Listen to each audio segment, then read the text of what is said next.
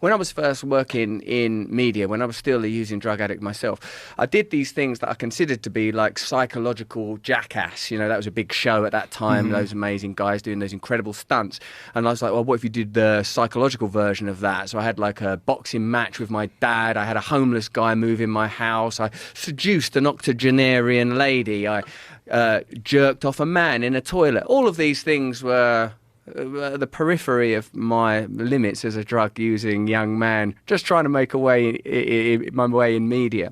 When I had that homeless guy come live in my house with me, James was his name, God rest his soul, it was interesting to encounter that there's a reason. Of course, I fully accept and appreciate that could happen to any of us, that any of us with a few wrong choices could end up destitute and lost without the kind of support and good fortune I've had in various areas of my life. I'm sure it could have happened to me. Of course it could have.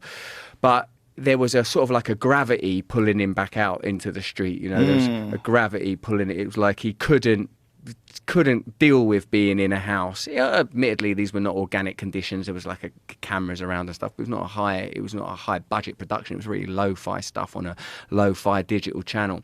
But being around that guy, he was like a heroin user. I was using heroin with him at that time. The sort of peak of the show was when I got into we had a bath together. That was like, I thought, what's the most intimate thing you could do with a person to sort of overcome the idea that homeless people are somehow dirty or different, or like they should be excluded from society. So I had a bath with this guy. This stuff's still online somewhere, I presume.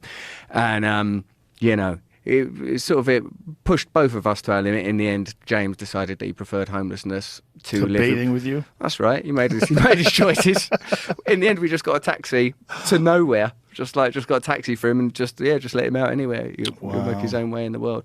Yeah, so of course, that problem of vagrancy and destitution, it's a difficult one to tackle. It makes me think that the culture is laid upon the planet. Like all culture, all civilization is laid upon the planet, laid upon Gaia, laid upon the earth. Like, when you have people on here like Graham Hancock and Randall Carlson that talk about like the potential for like these seismic events and cataclysmic events that have reset civilization, it makes you recognize that all of our reference points, other than biological and cosmological, are cultural reference points and therefore temporal. And so a person living in a tent in the street is in a sense living a hunter-gatherer lifestyle in contemporary America, or living a post-apocalyptic lifestyle in contemporary America. It makes me think sometimes, Joe, maybe the apocalypse is not a forthcoming event. Maybe the apocalypse has already happened. Maybe we're living in already its gentle threads are encroaching upon apparent civilization. When you're in comfortable,